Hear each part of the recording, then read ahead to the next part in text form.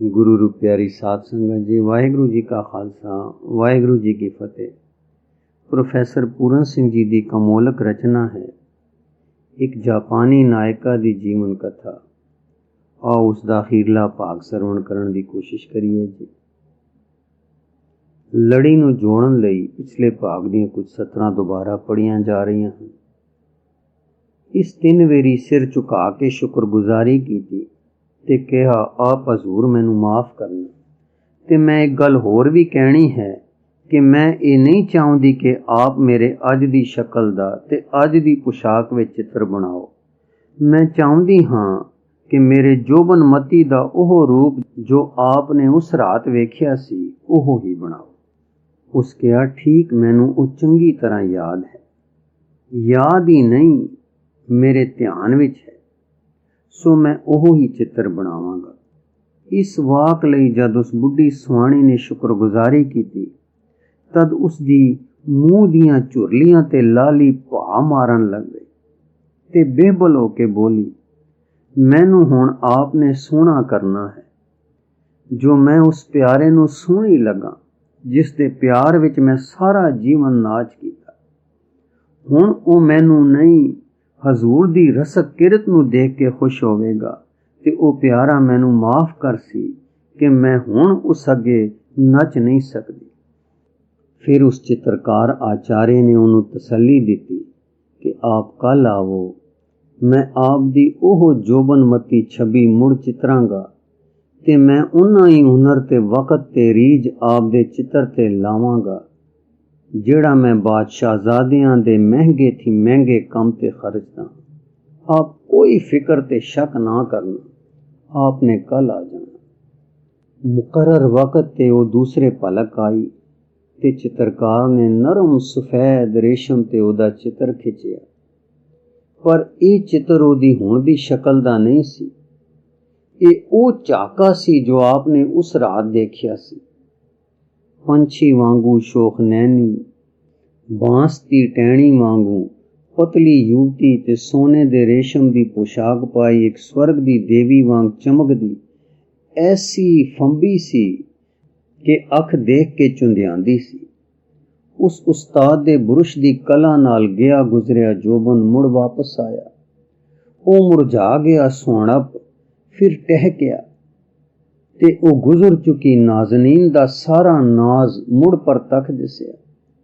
जद वो तस्वीर बन गई ते उस अपनी मोहर उस उपर ला दिती ते रेशमी कपड़े विच जड़ दिती ते सीडार दे रूलियां विच दंद खंड दे लाटुआं नाल ठीक जड़ के सजा दिती ते रेशमी डोरा भी ला दिता जिस नाल ओनू लटकाना सी ते सफेद लकड़ दे बक्स विच मुड़ सारी नू बंद कर दिता। इउं मुकम्मल कर उस सुहाणी दे भेटा कीती। नाले उसने अपनी चाह प्रगट की कि ओदे गुजारे लई कुछ माया भी नाल भेटा करे, पर ये उस सुहाणी ने नामंजूर की। वो रो के बोली, नहीं, मैनू इस माया दी लोड़ नहीं, बस मेरी लोड़ ये चित्र सी सो आपने बना दिता है। इस दी प्राप्ति लई मैं अरदासां कीतियां सो मेरियां अरदासां कबूल हो गईयां हन ते हुण मैनू इस जीवन विच होर कोई संकल्प नहीं है ते हुण इउं निरसंकल्प हो के जे मैं इत्थे मरन आई हाँ तां जरूर है कि मैनू मर के बुद्ध दे राह उपर जाना मुश्किल नहीं होवेगा। ते बस ये अफसोस है कि आप नू इस बड़े कम लई मेरे पास देण नू कुछ नहीं है ते इहो नायका दी पिशवाज है। जे आप कबूल करो तद मैं बड़ी प्रसन्न होवांगी ते अरदास करांगी कि आप नू आप दियां जीवन दियां सारियां आसां मुरादां पूरियां हों। चित्रकार नरमी नाल कहंदा है, मैं तां कुछ नहीं कीता जो आप मैनू उसकी कीमत देण लई इतने बेबल हो। दर हकीकत मैं कुछ नहीं कीता, पर जे आप दी खुशी है तद मैं ये बहुमुल्ली कीमती अजूबा विश्वास आप दी स्वीकार करना। इनू देख के मैनू आप नाल बिताइयां उस सोहणियां घड़ियां याद आवणगियां ते मैनू आप याद आओगे कि किस तरह आपने अपना भोजन बिस्तरा आदि सब मैनू दे दिता ते मेरे लिए जो किसी लायक नहीं हाँ ते ना सां ते फिर आपने मेरे पासों अपनी किरपालता दा मुल कोई नहीं लिया सी ते उस आप दी मेहरबानी दा हुण तक ते सदा मैं आप दा ऋणी हाँ। पर हुण दसो कि आप दा निवास कित्थे है, तां कि मैं कदी इस तस्वीर नूं अपनी थां ते लटकिया जाके वेखां। पर गरीब जे शब्दां विच इस सवाल दा उत्तर सुआणी ने टालवां जिहा दिता। मेरी थां आप दे आउण ते देखण दे योग नहीं, ओ थां आप दे लायक नहीं। ये कह के फिर मुड़ झुकी, शुक्रगुजारी कीती ते अखां विच डल डल करदे अणकिरे अथरुआं नाल गच जय विच टुर गई। जद ओ चली गई तद उस्ताद ने अपने शागिर्दां विचों एक नूं बुलाया ते कहा, उस सवाणी दे मगर मगर छेती जा ते ओनू भी पता ना लगे कि तू ओदे पिछे पिछे आ रहा है। मलकड़े जावी ते मैनू आण के पता देवी कि वह कित्थे रहिंदी है। इउं ओ नौजवान बेमलूमा जिहा उहदे पिछे पिछे गया ते जद ओ मुड़िया तद गल करदियां इउं कुछ हसिया ते कुछ शर्माया, जिवें एक बड़ी नावाजब जही कोई गल करन लगा है। हे खामंद, मैं उस बुढ़ी दे मगर मगर गया, पर ਉਹ ਤਾਂ ਸ਼ਹਿਰੋਂ ਬਾਹਰ उस सुक्के नाले ਵੱਲ ਉੱਥੇ गई जिथे मुजरमां नूं फांसी लाई जाती है ते उत्थे एक निक्की जही झुग्गी है, उस विच वो रहिंदी है। बड़ी भैड़ी गंदी जही वैरान थां है। चित्रकार ने उत्तर दिता, कुछ भी है, उस थां कल सवेरे मैनू तू लै जाई। हाँ, उस गंदी वैरान थां ते मैं जाना है। जद तक मैं जींदा हाँ वो सुआणी किसी तरह खाण पाण दे दुख नहीं पाएगी। ये कह के उसने उन्हां सारियां नूं उसदी कथा सुनाई ते सुन के सारे अजीब रंग विच रंग गए।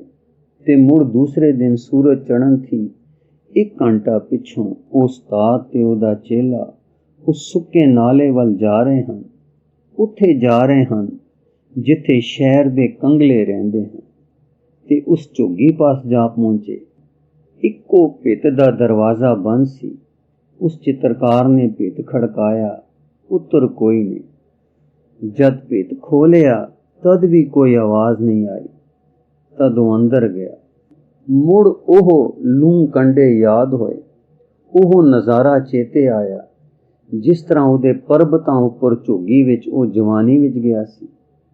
जद अंदर जाके तकिया तद ओ सवाणी एक माड़ी पुरानी फटी जी रजाई विच लपेटी हुई इव लेटी हुई सी कि सुती हुई है ते सामने एक टुटी जही गंदी जही अलमारी उपर ओह बुद्ध देव दे मंदिर दी प्रतिमा सी ते उस विच ओहदे प्यारे दियां निक्कियां जिहियां पुराणियां निशानियां धरियां सन। ये ओह ही प्रतिमा सी जिहड़ी 40 बरस पहले उस उत्थे ओहदी पर्बतां दी झुग्गी विच तकी सी ते जिस दे सामने एक दीवा जग रहा सी। सिर्फ उस उपर दीवार ते मेहर दी देवी दी तस्वीर कोई नहीं सी, पर उस प्रतिमा दे सामने दीवार ते ओहदी अपनी बनी तस्वीर लटक रही सी। इउं दिसदा सी कि ओह रात है ते ओह आप उस अगे उसे रंग विच नच रही है। इस झुग्गी विच होर कुछ नहीं सी। एक इस्त्री भिखुणी दा लिबास सी ते एक भिखुणी दी सोटी ते एक भिखिया दा प्याला सी। पर वो चित्रकार इन्हां चीज़ां नूं रीझ ला के देखण दा सर नहीं सी कर सकदा। वो तां बेबल सी कि छेती उस सुती होई नूं जगाए ते खुश करे कि उस पास मेहमान होया है। 3-4 वेरी उस ओदा नाम लैके मिठी मिठी आवाज़ दिती, पर वो ना जागी। अचानचक उसनूं पता लग गया कि ओहो ये तां चल बसी है। हैरान हो के उहदे मुख वल वेखदा है कि हुण इस आखिरी नींदर विच उन्नी बुढ़ी नहीं दिसदी जिन्नी कल सी। ओहदी जवानी नूं याद दिलाण वाला एक अकह जिहा मिठा रूप उस चेहरे उपर चढ़िया दिसिया। ਉਹ ਗਮ ਦੀਆਂ ਕੁਰਖਤ ਲਕੀਰਾਂ ਮੁਲਾਇਮ ਹੋ ਗਈਆਂ ਸਨ ਤੇ ਝੁਰੜੀਆਂ ਅਜਬ ਤਰ੍ਹਾਂ ਸਾਫ਼ ਹੋ ਗਈਆਂ ਸਨ ਤੇ ਇਹ ਸੋਹਣਪ ਉਸ ਉੱਪਰ ਉਸ ਥੀ ਵੱਡੇ ਮਾਲਕ ਚਿੱਤਰਕਾਰ ਦੀ ਛੋਹ ਨਾਲ ਆਣ ਛਾਇਆ ਸੀ। ਇਹ ਕਥਾ ਪੜ੍ਹ ਕੇ ਕੌਣ ਕਹਿ ਸਕਦਾ ਹੈ ਕਿ ਮਜ਼ਹਬ ਕੋਈ ਚੀਜ਼ ਨਹੀਂ ਤੇ ਪੰਜਾਬ ਦੇ ਸਿੱਖਾਂ ਨੂੰ ਜੋ 10ਵੇਂ ਪਾਤਸ਼ਾਹ ਆਪਣੀਆਂ ਨਿਸ਼ਾਨੀਆਂ ਤੇ ਆਪਣਾ ਵਚਨ ਗੁਰੂ ਗ੍ਰੰਥ ਸਾਹਿਬ ਜੀ ਦੇ ਗਏ ਹਨ, ਉਹਨਾਂ ਦੀ ਪੂਜਾ ਸੱਚੀ ਪੂਜਾ ਕੋਈ ਵਹਿਮ ਹੈ ਤੇ ਪਿਆਰੇ ਦੀਆਂ ਨਿਸ਼ਾਨੀਆਂ ਅੱਗੇ ਜੀਵਨ ਨਾਚ ਕਰਨਾ ਕਿਸੇ ਤਰ੍ਹਾਂ ਦੀ ਬੁੱਤ ਪੂਜਾ ਵਰਗੇ ਵਹਿਮ ਹਨ। ਜਿਹੜੇ ਇਹੋ ਜਿਹੀਆਂ ਗੱਲਾਂ ਕਰਦੇ ਹਨ ਜਾਂ ਪਾਪ ਪੁੰਨੇ ਆਦਿ ਦੀਆਂ ਬਹਿਸਾਂ ਕਰ ਕੋਈ ਨੇਮ ਤੇ ਅਸੂਲ ਕਾਇਮ ਕਰਦੇ ਹਨ, ਉਹਨਾਂ ਨੇ ਜੀਵਨ ਦੇ ਦੁੱਖਾਂ ਦੇ ਹੜ ਨਹੀਂ ਤੱਕੇ। ਪਰ ਹਾਏ, ਉਹ ਦਿਲ ਦਾ ਨਾਚ ਹੋਵੇ, ਉਹ ਸਾਰੀ ਉਮਰ ਦੀ ਲਗਾਤਾਰ ਤੀਬਰਤਾ ਹੋ। ਫਿਰ ਦੁਹਰਾ ਦੇਈਏ, ਇਹ ਕਥਾ ਪੜ੍ਹ ਕੇ ਕੌਣ ਕਹਿ ਸਕਦਾ ਹੈ ਕਿ ਮਜ਼ਹਬ ਕੋਈ ਚੀਜ਼ ਨਹੀਂ ਤੇ ਪੰਜਾਬ ਦੇ ਸਿੱਖਾਂ ਨੂੰ ਜੋ 10ਵੇਂ ਪਾਤਸ਼ਾਹ ਆਪਣੀਆਂ ਨਿਸ਼ਾਨੀਆਂ ਤੇ ਆਪਣਾ ਵਚਨ ਗੁਰੂ ਗ੍ਰੰਥ ਸਾਹਿਬ ਦੇ ਗਏ ਹਨ, ਉਹਨਾਂ ਦੀ ਪੂਜਾ ਸੱਚੀ ਪੂਜਾ ਕੋਈ ਵਹਿਮ ਹੈ ਤੇ ਪਿਆਰੇ ਦੀਆਂ ਨਿਸ਼ਾਨੀਆਂ ਅੱਗੇ ਜੀਵਨ ਜਾਂਚ ਕਰਨਾ ਕਿਸੇ ਤਰ੍ਹਾਂ ਦੀ ਬੁੱਤ ਪੂਜਾ ਵਰਗੇ ਵਹਿਮ ਹਨ। ਜਿਹੜੇ ਇਹੋ ਜਿਹੀਆਂ ਗੱਲਾਂ ਕਰਦੇ ਹਨ ਜਾਂ ਪਾਪ ਪੁੰਨੇ ਆਦਿ ਦੀਆਂ ਬਹਿਸਾਂ ਕਰ ਕੋਈ ਨੇਮ ਤੇ ਅਸੂਲ ਕਾਇਮ ਕਰਦੇ ਹਨ, ਉਹਨਾਂ ਨੇ ਜੀਵਨ ਦੇ ਦੁੱਖਾਂ ਦੇ ਹੜ ਨਹੀਂ ਤੱਕੇ। ਪਰ ਹਾਏ, ਉਹ ਦਿਲ ਦਾ ਨਾਚ ਹੋਵੇ, ਉਹ ਸਾਰੀ ਉਮਰ ਦੀ ਲਗਾਤਾਰ ਤੀਬਰਤਾ ਹੋਵੇ। ਵਾਹਿਗੁਰੂ ਜੀ ਕਾ ਖਾਲਸਾ, ਵਾਹਿਗੁਰੂ ਜੀ ਕੀ